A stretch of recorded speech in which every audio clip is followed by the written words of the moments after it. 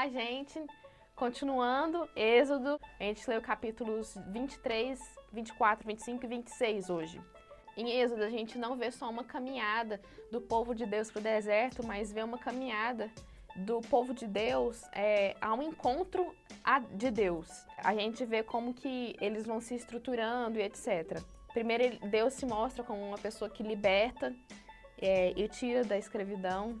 Depois a gente vê Deus como uma pessoa que orienta esse povo ao caminho certo, mas também a gente percebe, principalmente nos capítulos de hoje, que Deus é uma pessoa que exige que a gente seja purificado e que a gente seja santo. No capítulo 23, a gente percebe como que Deus é cauteloso e cuidadoso com as pessoas que é o seu povo.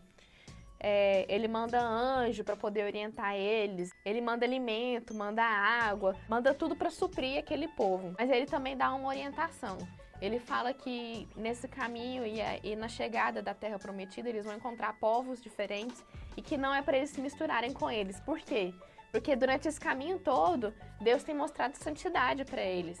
E quando ele se mistura com outros povos, isso significa se misturar com o pecado. Se misturar com o pecado é contrário de santidade. Capítulo 24, a gente percebe todo um ritual acontecendo antes de Moisés e algumas outras pessoas subirem ao monte para ter um encontro com Deus. Mas quem acaba subindo tudo é só Moisés, e lá ele tem um encontro com Deus e que Deus fala alguns mandamentos para Moisés. Essa é uma parte muito importante, mas antes eu queria ressaltar um versículo, que é o momento em que Deus desce em sua glória. E a glória do Senhor repousou sobre o monte Sinai, e a nuvem cobriu por 6 dias, e o 7º dia chamou a Moisés do meio da nuvem. Esse é o momento em que o Senhor desce com toda a sua glória.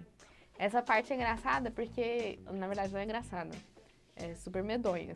Foi um blackout total, com nuvens escuras no monte e aquela coisa mais macabra.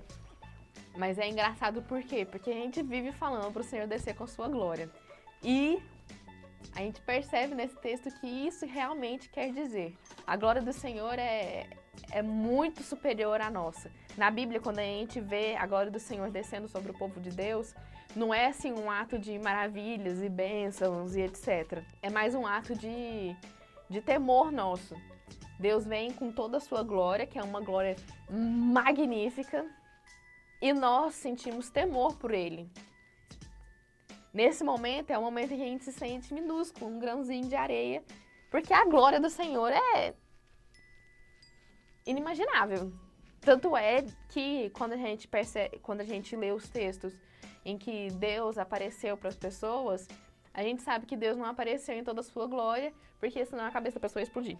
Nos capítulos 25 e 26, a gente lê essa conversa que Deus teve com Moisés e o mandamento que ele traz, que é a construção de tabernáculo. O tabernáculo era um tipo templo móvel. Deus, ele vinha até o tabernáculo para poder conversar com as pessoas. Lá, as pessoas, além de ouvirem o que Deus tinha para o povo, eles faziam ofertas, sacrifícios. Então, o tabernáculo simbolizava a presença de Deus no meio do povo de Israel. Hoje, acontece de uma maneira um pouco diferente. Hoje, a gente é o tabernáculo de Deus e Deus mora dentro da gente. Por isso que é importante a gente perceber cada detalhe que ele vai colocando que tem que ter nesse tabernáculo, porque ele é muito detalhista em simbologias e rituais, mostrando a santidade que tem que ter esse tabernáculo para que Deus consiga habitar lá dentro. Consiga não de, tipo assim, Deus é limitado, uma coisa choca com a outra, entende? Deus e pecado, uma coisa choca com a outra. E hoje é assim, o nosso templo, que é o nosso corpo, tem que ser um lugar santo para que Deus possa habitar dentro da gente. Mas aqui no momento que a gente está lendo o texto, pode até trazer uma certa confusão, e é nesse ponto que você tem que prestar bastante atenção. Porque na medida em que ele vai detalhando tantas coisas, fica parecendo que é uma coisa meio idólatra. Deus, ele na verdade não é o tabernáculo, entendeu?